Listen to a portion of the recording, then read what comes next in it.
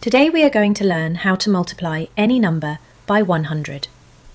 We know that when multiplying, for example 3 times 100, this is the same as 3 plus 3 plus 3 100 times. Multiplying is repeated addition of the same number, in this case repeated addition of 3 100 times.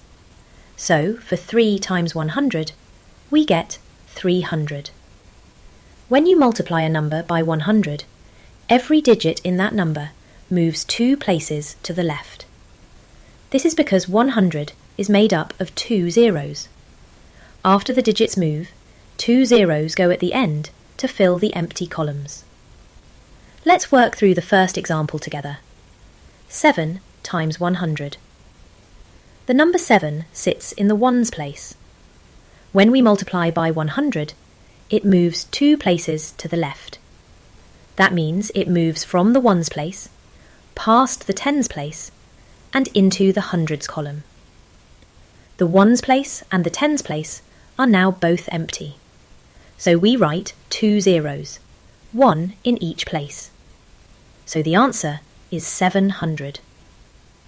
Now let's look at the second example. 49 times 100. This number has 2 digits. All digits move 2 places to the left, and the tens and the ones get replaced by zeros. Note there are 2 zeros in the number 100, so the answer is 4,900. Now for the third example. 783 times 100.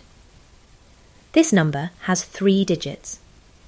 All digits move 2 places to the left, and the tens and the ones get replaced by zeros. So the answer is 78,300. Now it's your turn.